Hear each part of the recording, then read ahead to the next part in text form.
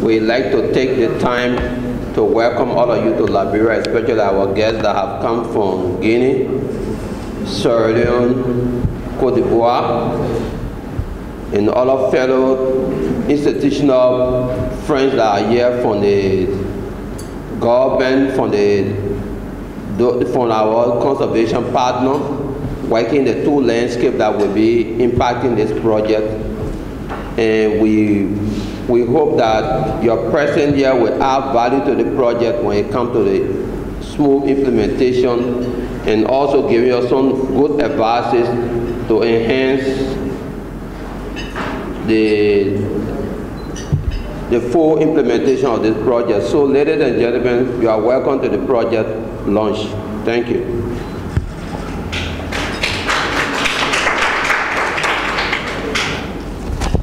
Thank you very much, TM for Conservation. Mr. Blamangor, you just done the welcome remarks. We will now entertain someone who will do a volunteer who will pray for us, put us in the care of God. I'm the Deputy Secretary General in terms of Economic Development and Regional Integration. I'm representing the Secretary General, who is unavoidably absent. We are all aware there is election going on in Sierra Leone, and she is the head of the observer mission for the MRU, so she has to be around. This is a very crucial moment for Sierra Leone, the runoff election. So on that note, she asked me to deliver this remark on her behalf. So what I say, what I read out here is coming from the Secretary General. On that note, I'll deliver a speech. Deputy Managing Director of the FDA, National Directors here present,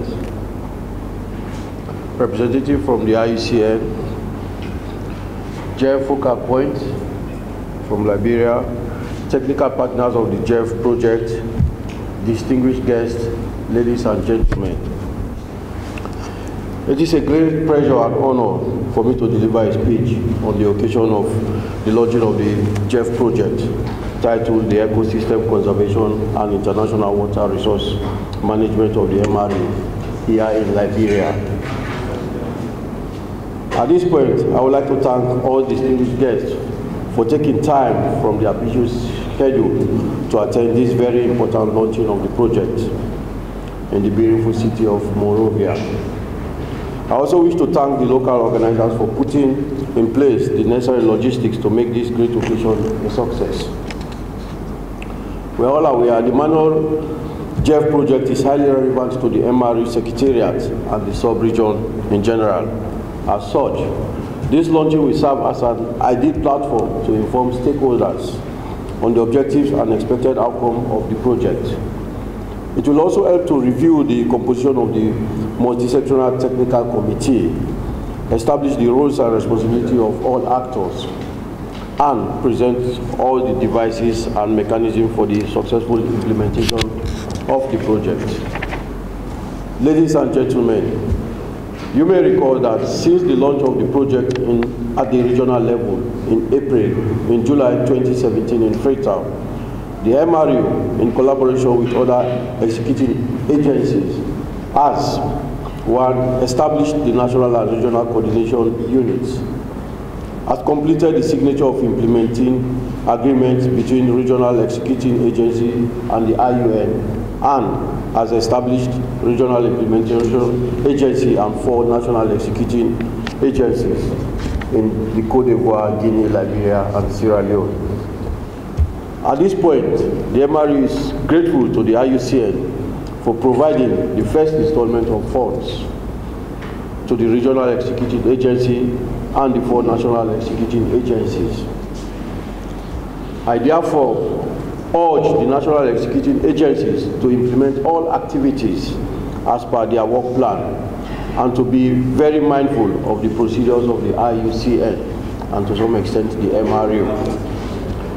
Distinguished guests, The MRU Basin is home to the bulk of what remains of the Upper Guinea forest ecosystem, which extends from south of Guinea to the west of Togo and goes through Sierra Leone, Liberia, Cote d'Ivoire, and Ghana. The MRU Basin is the third largest reserve of biodiversity in the world, after the Amazon Basin in South America and Congo Basin in Central Africa.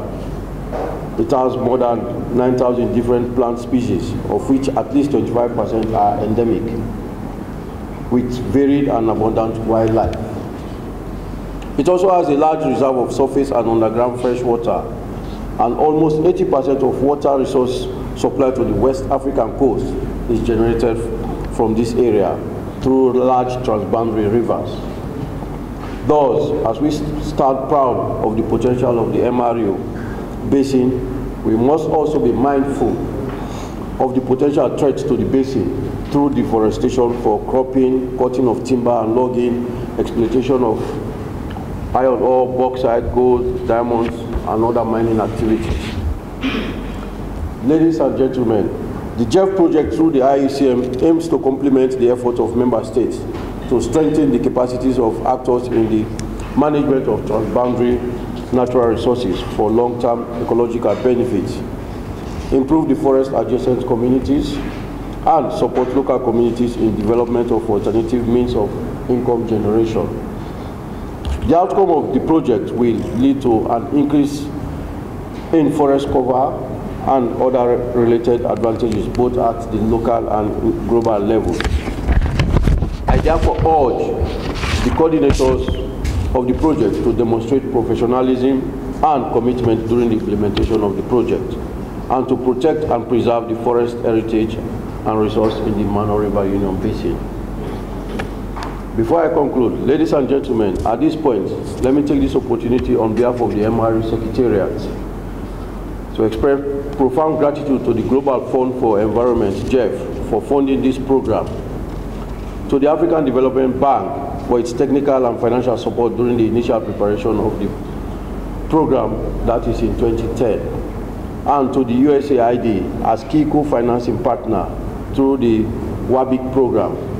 I also wish to express sincere thanks to IUCM, our regional implementing agency, supervising the project and also providing technical and financial support for the MRU Bridge project, which is intended to facilitate dialogue between actors within the framework of the governance of transboundary water in the sub-region. At this point, let me reiterate MRU's commitment to strengthen and consolidate the cooperation and collaboration with its esteemed partners. On that note, I say thank you for your kind attention.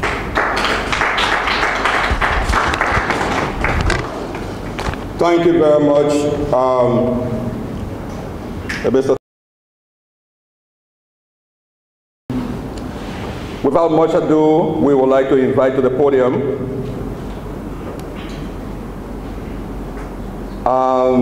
Mr. Indimana Dominique. He is the representative, regional office, Central and West Africa for the IUCN, who will be giving us a statement. Please join me, put your hands together to welcome Mr. Dominique. Thank you very much.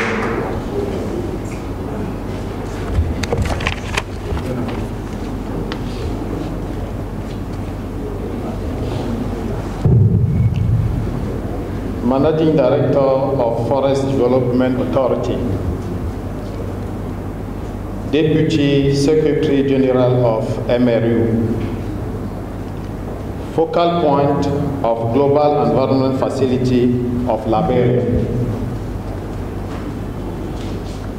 National Focal Point of JEF Mano Project, Coordinator of the project at regional and national level. Ladies and gentlemen, representative of Ministry and Technical Department of Liberia, dear guests, dear participants, in your respective rank, title, and grade, I'm greeting you. Allow me First and foremost, on behalf of IUCN Regional Director for Central and West Africa, to sincerely thank the administrative and technical authorities of Liberia for holding this first meeting of JEF project, Conservation Ecosystem and International Management of the Water Resources of the Mano River Union. Of course, after Sierra Leone, Guinea, and Cote d'Ivoire, and the welcome we receive in this beautiful city. I also thank all of you through your respective institutions have responded to the invitation of National for Project Executive. Ladies and gentlemen, the issue of protection and restoration of natural resources, especially water and forest, has become a matter of great concern because of the importance of the well-being and humankind. These two resources are at the root of the many conflicts at the local, subnational, national, and regional level. This project, which brings us together today, is in line with JEF strategies for biodiversity, land degradation, and international water, as they will contribute to the conservation of Upper Guinea forest ecosystem through the sustainable management of transboundary basin hydrography. The project has two components. Component one, on one hand, the development of agroforestry aimed to restore the functionality of degraded forest ecosystem, to promote the forest-friendly agriculture, to generate various products and services from land and forest, restored forest, and protected habitat and corridor. The component two will consist to reaching consensus on transboundary issues related to natural resources, including international water. Through this international water component, the project will support capacity building and institutional strengthening for regional management and transboundary water ecosystem. The national interdepartmental committees will contribute to development of the regional cross-border diagnostic analysis and subsequently to the preparation of a preliminary strategy plan of action. The benefit of transboundary basin collaboration and the adoption of transboundary water resource management approach by participating states help to improve the livelihoods of local communities, target in the component one, and address environmental issues.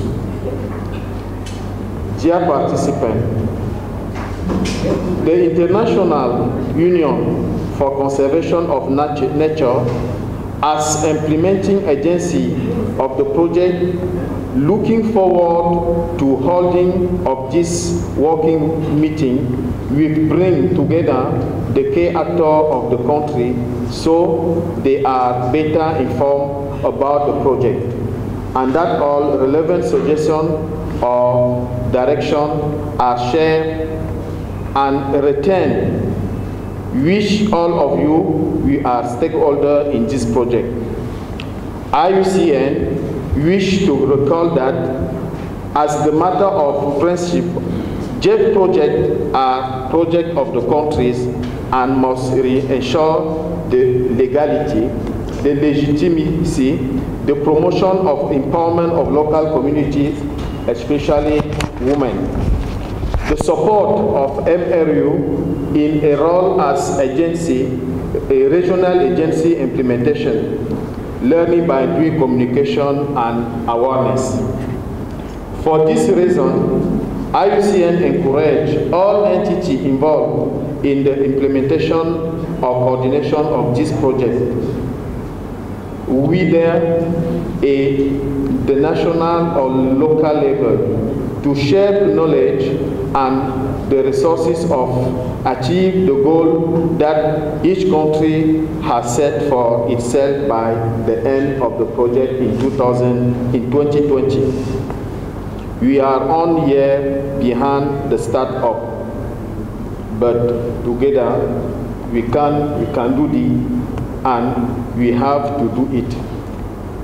Ladies and gentlemen, while reiterating my sincere thanks to all of you here, I cannot end my remark without thanking all those who, from near or and far, have made effort to hold this meeting. My thanks also go to Jeff, which financed this project, and to all of the technical partners who co-financed this project by their various interventions to meet the need of the preservation and restoration of nature for the well-being of the beneficiary population. On this, while hoping for constructive exchange to achieve the objective of this launching workshop, I wish you good workshop to everyone. Thank you very much.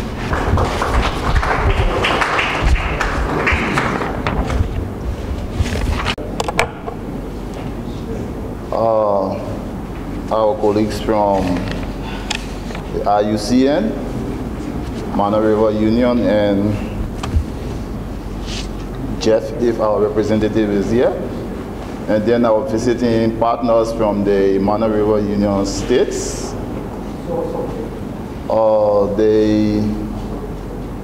my colleagues from the Forestry Development Authority. Please extend my greetings to the Managing Director. All invited guests, ladies and gentlemen. I mean, this is actually a surprise. I have just come this morning to witness the official opening and then go on to business. But again, this is a normal protocol that we have always been involved in. Let me just take this time to appreciate the management of the Forestry Development Authority for giving me this platform, and also use this opportunity to formally appreciate IUCN and Jeff and then the Mana River Union. This is something that, quote unquote, long overdue. We really wanted to see it happen because we knew the problem in Liberia, we knew the problem in the sub-region, and issues of sustainable management of our natural resources, our water resources, and then how do we match this sustainable management with the livelihoods of the people were all challenges we identified during our tenure. And we thought when the opportunity came and we decided, we started this discussion, I think 2016 or sometimes 2017, we really pushed, and we thought we needed to push even harder to have this happen. But again, we are so happy that we are here today to formally launch this program. Let me not take any longer time here. I'm so much delighted. I'm sure the people of Liberia are so much. And we want to see, now we are launching this. We are committed. We got dedicated staff. We got dedicated partners in Liberia. We are committed to implementing this thing. So I want to formally, now welcome. I'm used to welcoming. Formally, I appreciate everybody. And we need your full participation in the implementation. We know Liberia, we always like to make mark. We want to lead in this project. We want to be the leader. Most of the examples, I was so happy when I saw our colleague from the hydrological department. and all of us who are going to play a key role in this implementation. So let me take all of this, take all this time to appreciate everybody, and thank you for coming. We hope that the next few days you're going to be here will be very fruitful, and we are coming. I will contribute, and I always say I'm committed. This is my field, this is my life. I'm committed to contributing to conservation, sustainable management of Liberia's natural resources in the sub-region. So you can count upon me, the FDA can count on me. We are here. We make sure we're going to make it happen. Thank you very much. Thank you, Emily. So I was committed to keeping the forest of Liberia sustainable managed. We now call upon the Deputy Managing Director for Operations, who will be proxying for the Managing Director, Honorable Joseph J. Talley, for a keynote address. You are most welcome. Let us please put our hands together for Mr. Talley.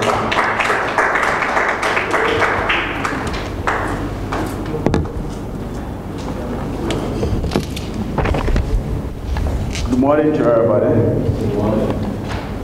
Firstly, I bring you greetings from the Forestry Development Authority on behalf of the Managing Director, Honorable C. Mark Doyen, who for his business schedule and engagement is unable to be here. He had just returned from Geneva on a conference. So we found ourselves here to proceed for him and for the government of Liberia. Our partners from the Monterey Union countries, Honorable Dando S. Twagben, our former Managing Director, and distinguished government officials here present, invitees, members of the Liberian media, ladies and gentlemen.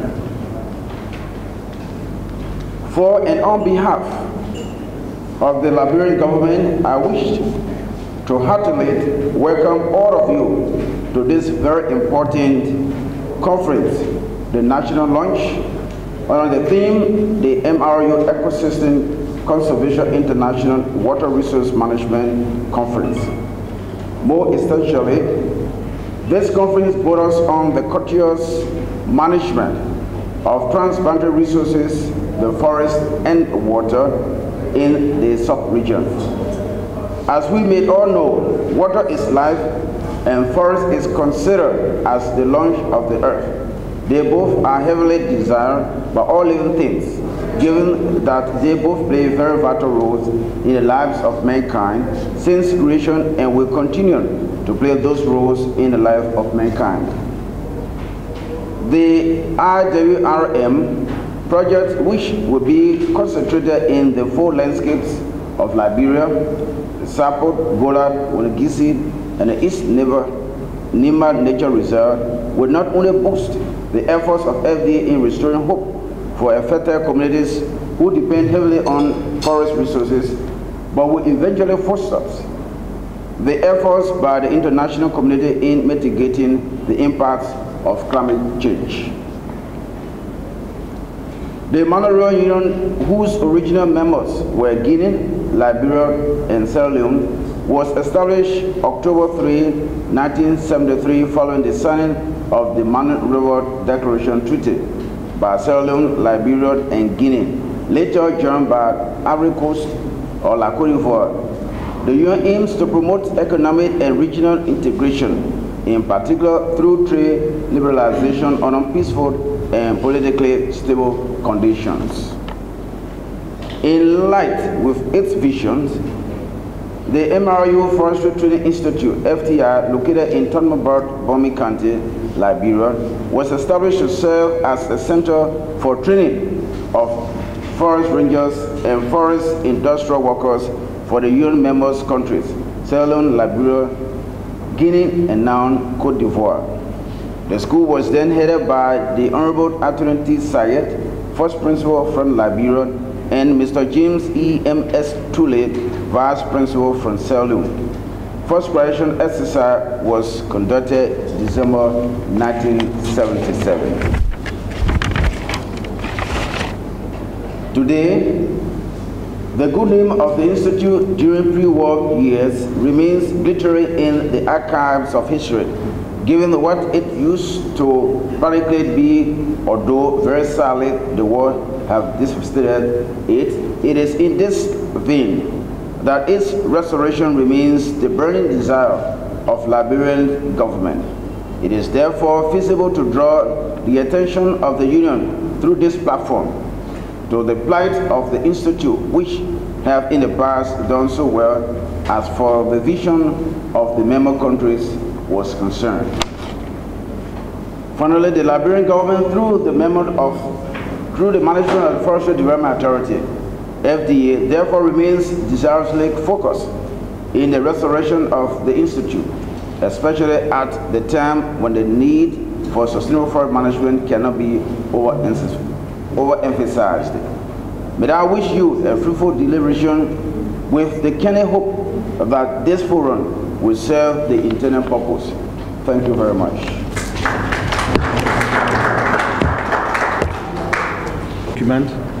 Normally, the project should start in January 2017, and completion should be December 2020. The JEF fund on the project is about $6,970,000, and we have a co-financing part. Most of them are in kind. We have a WAPIC project, which is around $10 million. And the ROAM, IUCL, BNEP, and DFIT, which is about $307,000, and co-funding pledge from Guinea, Liberia in kind, which is about $45,686,290. And we have the bridge project, which is built on river dialogue on water resource management, which is about also $290,000. And MRE Secretariat is $106,580. The total of co-financing is about $56,390,642. The total of the project is about $63,360,642. The expected outcome and output of the project. The project have two components. The component one is about integrated forest ecosystem management. And the area of the intervention are in the buffer zone about 5 kilometers in each landscape. The site one, the landscape one, is JK National Forest in Guinea, the Nimba Integrated Forest Reserve in Côte d'Ivoire and Guinea, and the East Nimba Park in Liberia. And the surface of intervention is about 49,600 hectares over the 99,600 hectares of the total area. In the second landscape, you have Wole-Gizi-Ziama National Forest. This is between Liberia and Guinea. And the surface intervention in the buffer zone is 43,800 hectares. The landscape 3 is Gola Rainforest Park in Sierra Leone, and National Rainforest, Gola Forest in Liberia. And here the surface of intervention is about 73,200 hectares. The last one is the Sapo National Park in Liberia, and Grebo National Park also in Liberia. These are the Tai National Park. And the surface of intervention is about 15,200 hectares.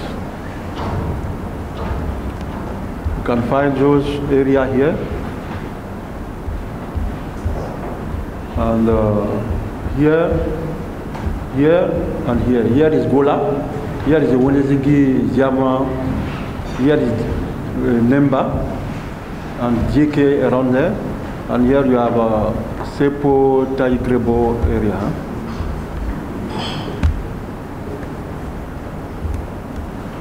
The outcome of the component 1, you have one outcome which is the transborder ecosystems are managed in systematic manner. And here the indicator, we have 100,000 hectares of production of landscape, 100,000 hectares of forest under system management by community, and we have 50,000 hectares of production system under the establishing certification scheme. And at the end, we should have an increase in annual income of land user by 25%. The first output is the best practice in activity related to the production sector. The second output is training system for farmers. The third is improved management of agriculture in the vicinity of the protected area. And the last one is integrated land management plan. The second component is about the system management of transboundary water. We have 3 main transboundary basins, which are Makona. The different countries are Guinea, Liberia, Sierra Leone. The total area is 20,000 square kilometers. The second transboundary basin is Cavalli River Basin. We have 3 different countries, Cote d'Ivoire, Guinea, and Liberia. The total area is about 30,200 square kilometers.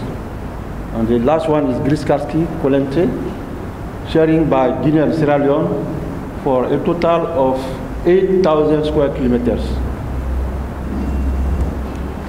Here we have a map of those basins.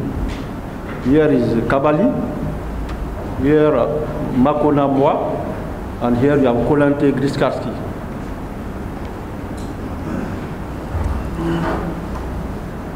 For the component 2, the investment is about 2,034,633. I think the first component is about $4 million for the component for the forest.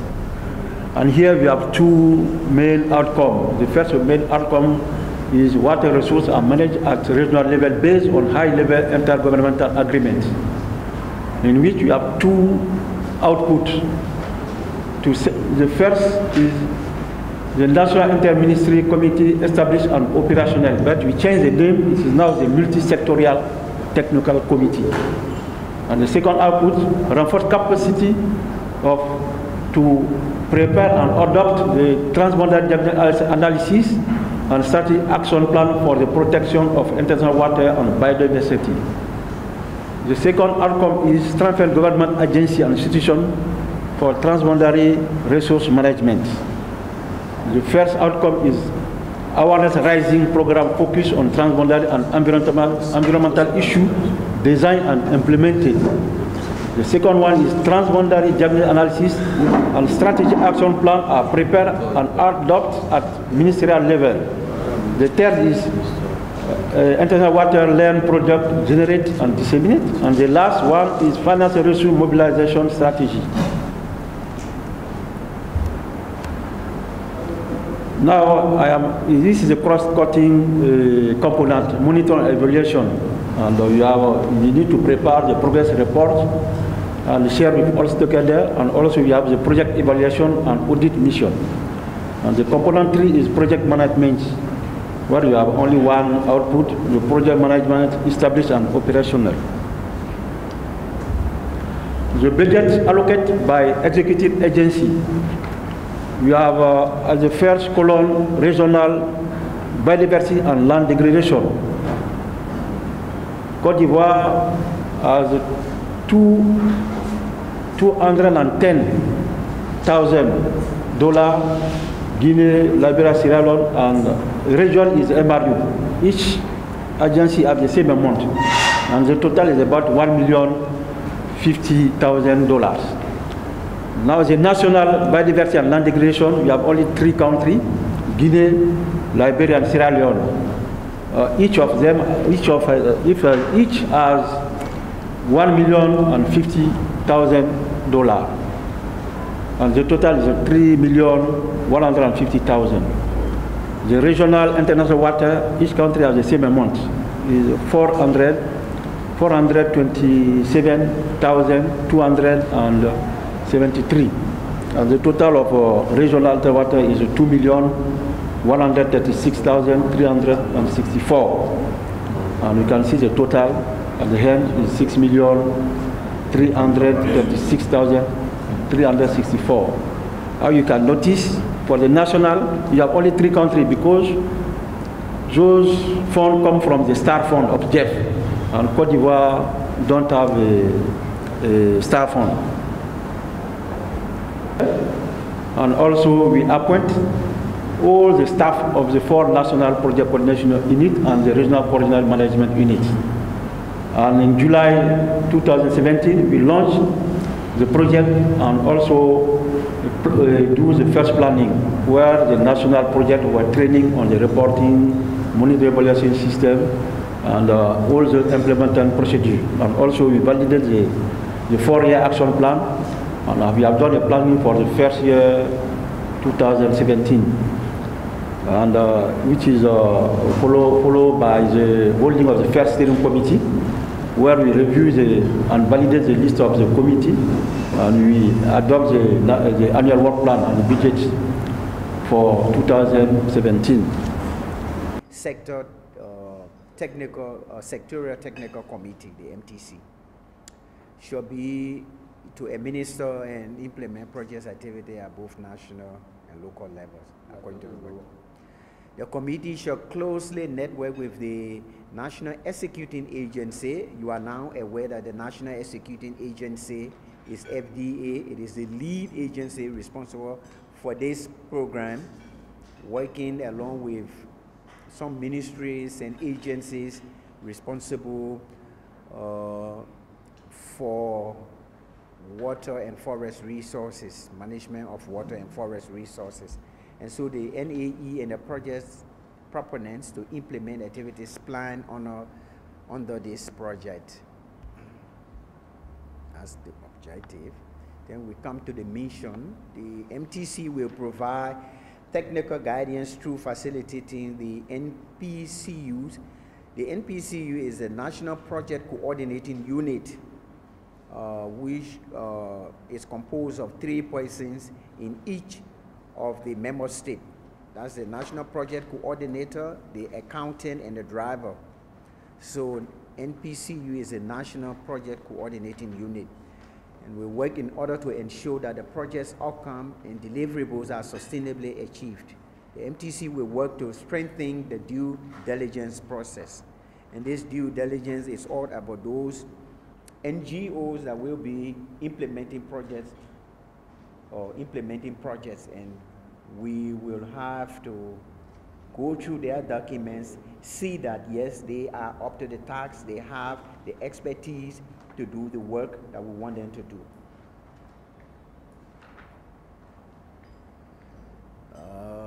Then the MTC vision is to achieve environmental benefit, which include climate adaptation, mitigate biodiversity loss, carbon sequestration, and the sustainable management of transboundary natural resources to enhance the social economic livelihoods of stakeholders at the local, national, and regional level within the ECOWAS and MRU basin.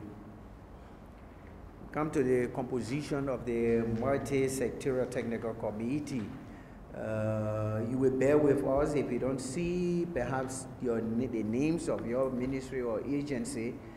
You know, yesterday we were trying to work on this document, and so this is an old document, and we will have to do some adjustment based on what we discussed yesterday. The national level multi-sectorial technical committee of Liberia will comprise the following, but not limited to MDS, NGOs, and key stakeholders: the Forestry Development Authority, Environmental Protection Agency, Liberia Institute. We did some correction on this yesterday, so I'm sorry, we'll try to correct it. Ministry of Land, Mines and Energy, Ministry of Agriculture, Ministry of Internal Affairs, the Wild Chimpanzee Foundation. Of course, I think yesterday with the Wild Chimpanzee Foundation, we took them up to the implementing partners. Ministry of Justice, Liberia Maritime Authority, the KFW, and other proposed ministry that we identified yesterday. And some of them were identified as observers, as you are aware. Okay, the organizational framework. The multi-sectorial technical committee shall consist of a chairman, and the chairman will come from the National Executing Agency, which is the FDA. And this chairman is referred to as the national focal point. Presently, we have Mr. Blamangord, who is the focal point for this project. We have a deputy chair from any of the ministry. We have a secretary, then we have the national project coordinator and ordinary members. I hope you are following, because maybe you will have some suggestion what to do. Who are those to include on the multi-sectorial committee? The function of the committee. The chair prepares the agenda and ensures that meetings are properly conducted. The deputy chair assists the chair in the running of the committee and acts when the chair is absent or engaged.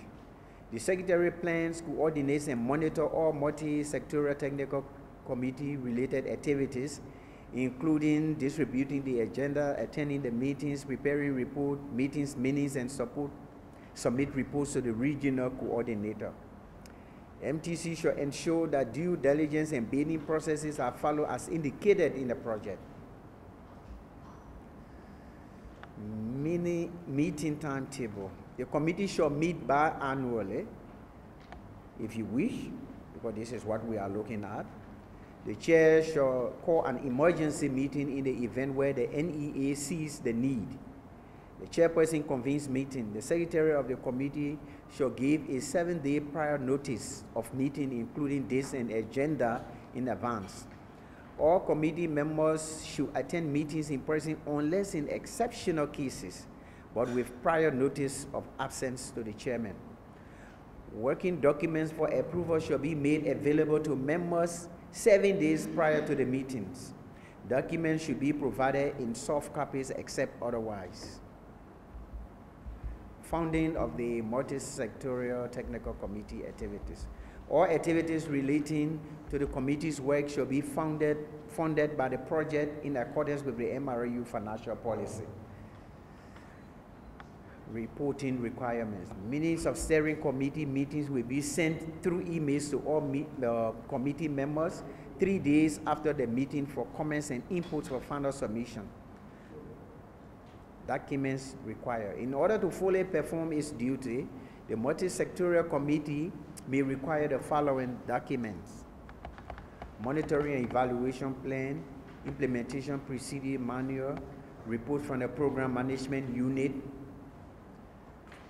report from the M&E unit, and other information as required by IUCN. We learned to do is to have added value to ongoing activities. And so it's really important that our partners, our grantees, and others really work with this program and others such as Ambero and AHT in the landscapes so that we really add value and coordinate and complement each other's activities. So I thought though today, because yesterday you heard from grantees, I'm just going to use this little cheating PowerPoint that I gave to the managing director of FDA 2 weeks ago, just to remind myself what my project is about. So WABIC, the goal is to improve conservation, climate resilience, and low emissions development across West Africa. And how do we do that? We work with core regional partners. We really focus, and I think, Dominique, you'll really appreciate this language, it's really strengthening the policy practice linkages. So we work with Mono River Union, ECOWAS, the Environment Directorate at ECOWAS, and the Abidjan Convention, which is a coastal and oceans convention for all of the Atlantic Ocean states from, I think, all the way down to South Africa up to Morocco, with quite a few parties here in West Africa. But of course, in order to do that, we work in very close collaboration with national and local governments and donor institutions.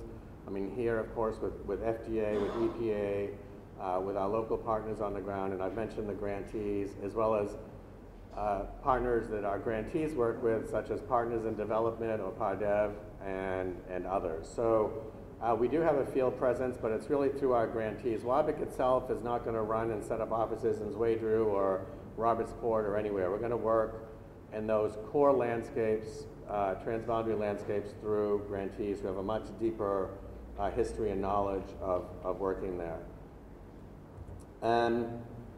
So our three main components of the program, some of these will play out in the landscapes. One is combating wildlife trafficking. Under the combating wildlife trafficking component, we're really working to get a better understanding of the dynamics of wildlife trafficking in West Africa.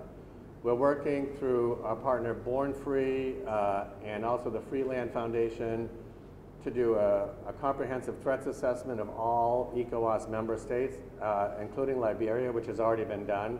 The document is not quite ready to release yet, but that will be. So we'll be ramping up in partnership with FDA and others, work on law enforcement training and building capacity to combat wildlife trafficking, not only in Liberia, but across the region.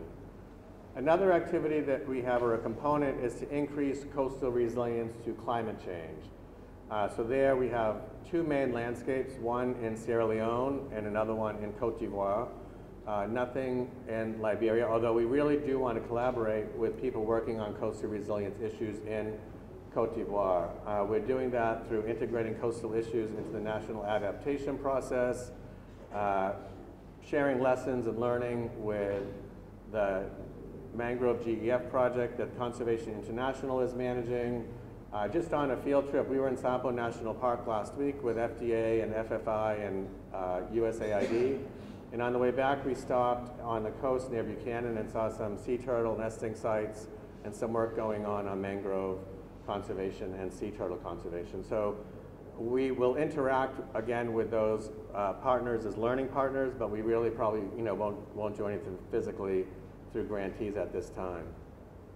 And then our third component, which really strikes at the heart of the work that you're doing here, and I think where we really come in line with the GEF MRU IUCN project, is to reduce deforestation, forest degradation, and biodiversity loss.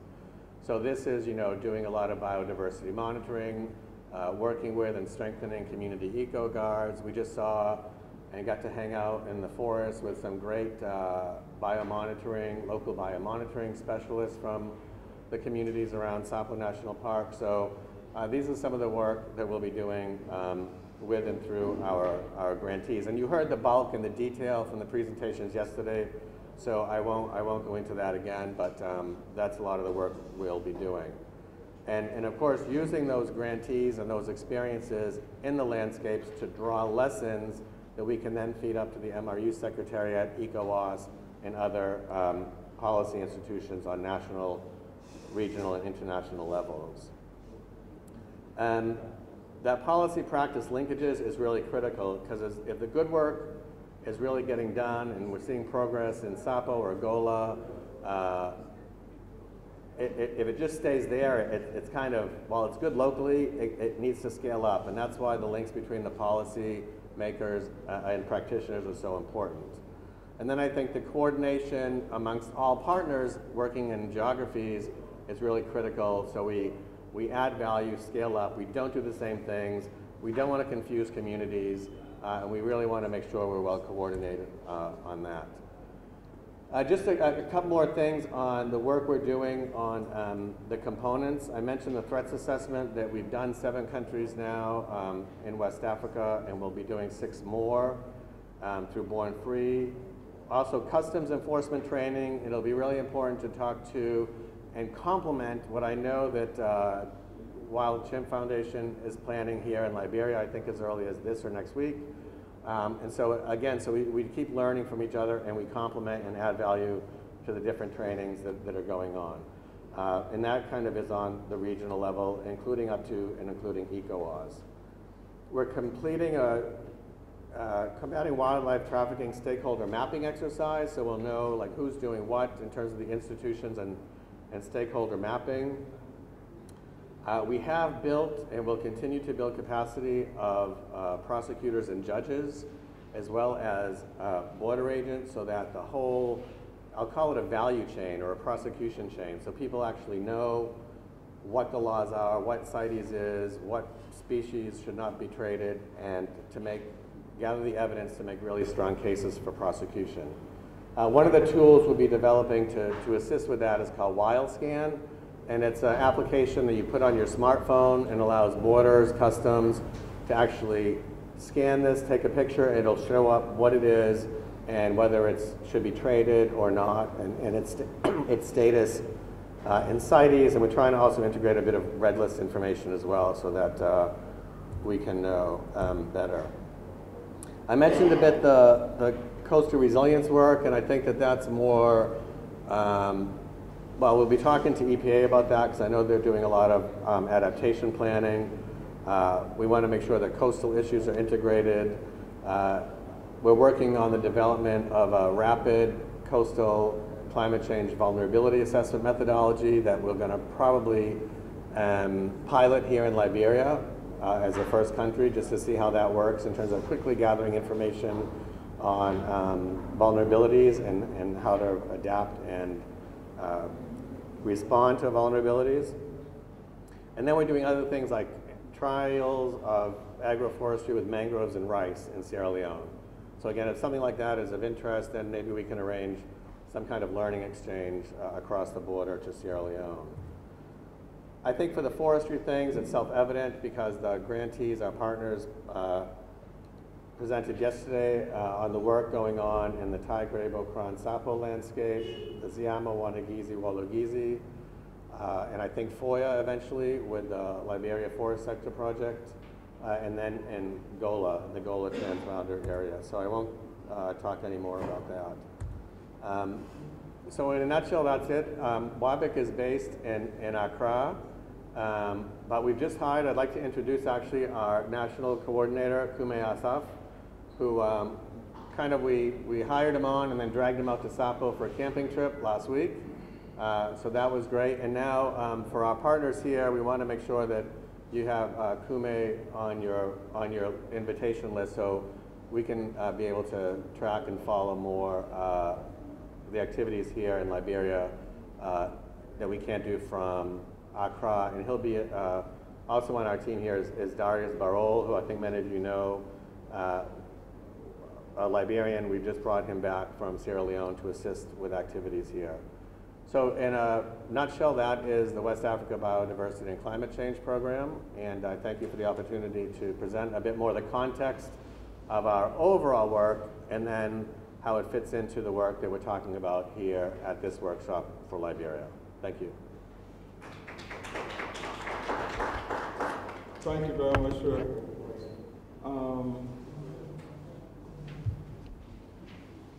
Is there any question? Any intervention? Okay. Project achievement and perspective. The presenter gave us some facts about the project. He gave us the project identity, the GF strategic and focus areas, the geographic scope of the project. He further said that the project executing, he further talked about the project executing agencies. He mentioned that the implementing agency for the project on the international level is the International Union for Conservation of Nature, the IUCN. The executing agency at regional level, he mentioned that the Mano Union is the executing agent at the regional level. At the national level, the executing agents or agencies are the 4 countries meaning Ivory Coast, Guinea, Liberia, and Sierra Leone. He gave us the cost of the project and the key financials of the project. For example, the GF is the key financing institution of this project, and there are other financial institutions like the WABI also is a co-financing of the project. And he concluded by saying that when you add all of the figures together, looking at the chief financial and the co-financing agency or institution, will have an amount of 63.3 million that will go into financing the project. He also provided components of the project. He gave 3 components of this project. Component 1 is integrated forest eco-management. And for each component, there is an associated investment. He mentioned that. So for component 1, the associated investment there is 4 million.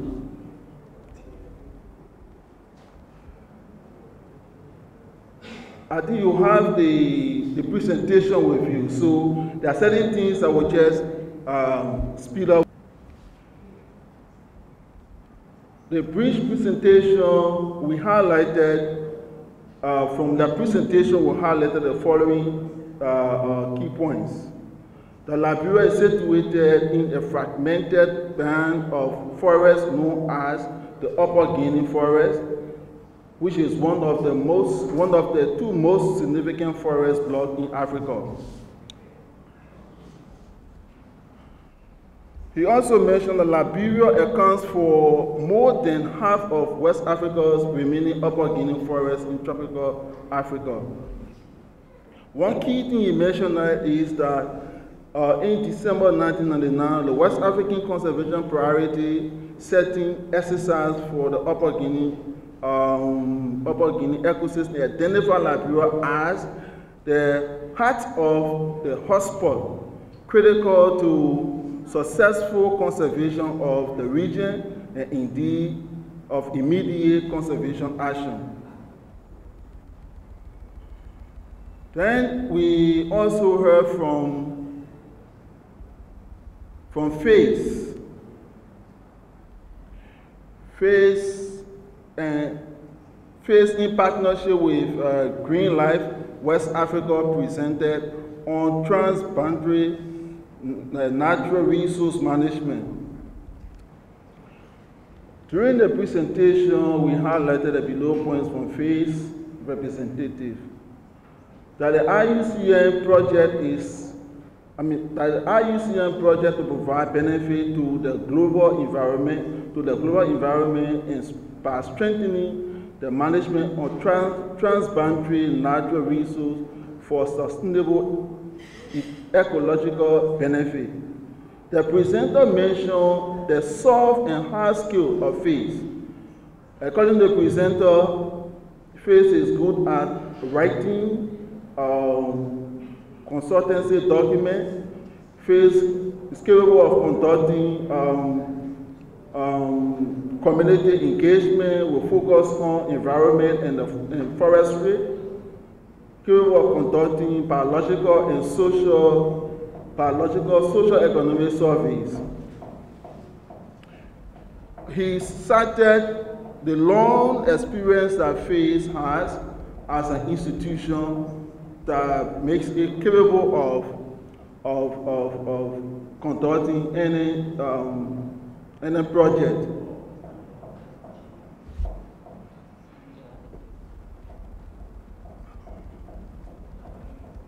Then we move on to conservation of nature. Society for the Conservation of Nature of Liberia, SCNL. The presenter makes us to understand that it is the first CSO that has been around since 1996. Even though he told us that it came before. Sorry, 1986. Sorry. Even though it was around before that time. sorry. I'm sorry. He also said that the SCNL is a partner to Wildlife International. He provided us with biological passports with regards to threat to species such as large mammals, birds, raptors, and amphibians. He also provided us with a mosaic of protected area and community managed forests regarding or considering Wologisi and Winigisi, Foya National Forest, Golama Community Forest, and Gola Rainforest, etc. Sorry, we just skipping.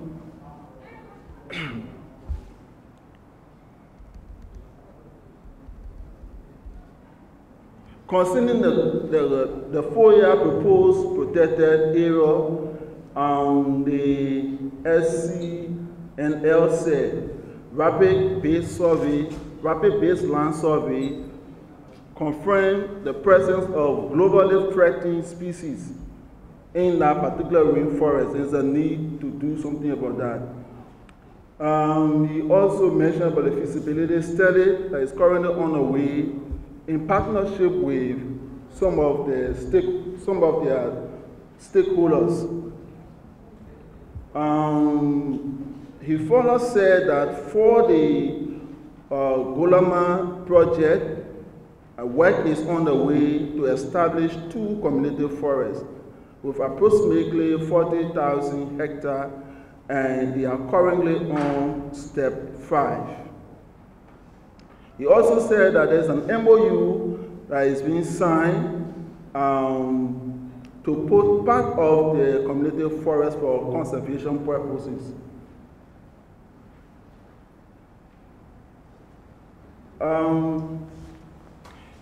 He talks about significant livelihood support, cocoa rest, and groundnut keeping in the area. He said that SCNL has done a feasibility study on the rainforest-friendly cocoa value added chain, and final report is expected by July 2018.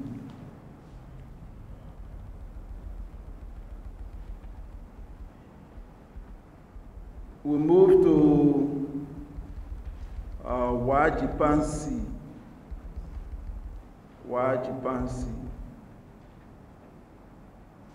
Okay, during the presentation we were told that the activities are based in a Tar Global Crown Sapo landscape. The presenter provided us some forest cover maps to show some of the activities taking place in this landscape.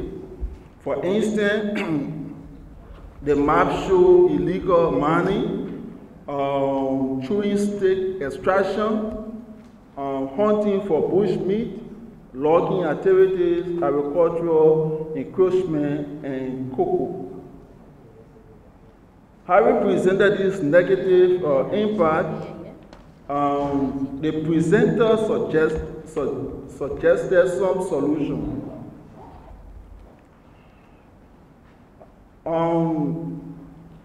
Here are a few of them. She said that the best thing to do is to strengthen protected area management, provide benefit for local communities, increase awareness, improve collaborations in the area, and improve the laws. There are so many laws that we need to improve and enforce. The presenter mentioned some activities that are carried out by White Chimpanzee Group Foundation in the area. What they have been conducting, according to her, they conduct demographic and socio-economic biological survey. They provide support to livelihood projects such as beekeeping, agriculture, meaning rice and cassava production, etc. Then came REST, R-C-C-E. Receive. Sorry. The presenter gave us some date when the organization was established, the mission statement, the vision statement, and some of the objectives. The presenter made us understand that they are working in the East Nima Nature Reserve. And some of the work they do there, they conserve biodiversity through awareness, support alternative livelihood and income of communities adjacent the ENR, introduce sustainable farming practice to offset shifting cultivation / and brand farming.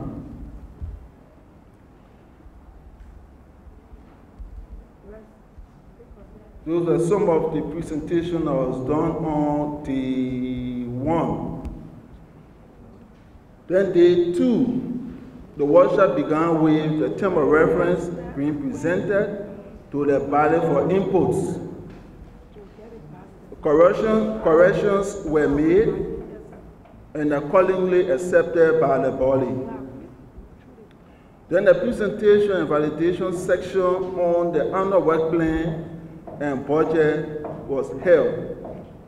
Discussion were concluded. Discussion were held and the following conclusions were made. 1.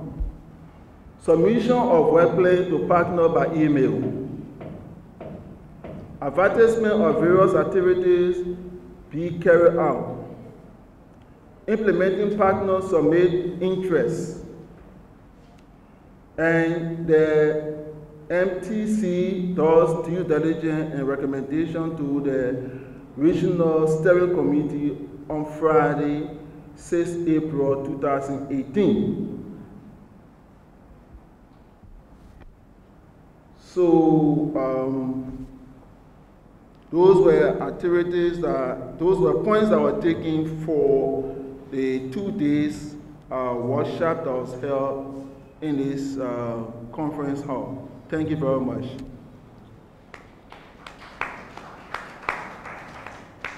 Our various partners, IUCN,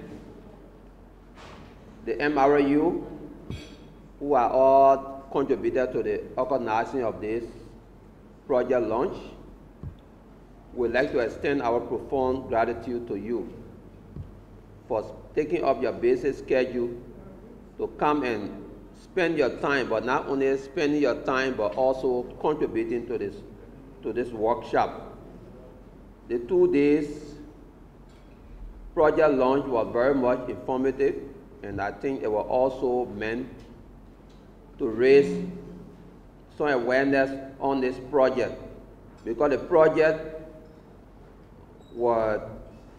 it should have started in 2017, but many people have been asking a lot of questions about this project. So I think this project launch, it opened the way for people to get to know what the project is all composed of, and to get our partners who want to implement, prepare, to get us fully engaged. To Mr. Piu, you were very much excellent in working hard. I must also commend you and Tannen, because I was away in the field for like 3 weeks, and you really show your role as a coordinator. So thank you for your hard work also. For all our repertoire and the member of the Folk Estate, and all those who contributed to the workshop, I will say thank you and wish you a nice time back to your offices and to your various places that you dwell. Thank you very much.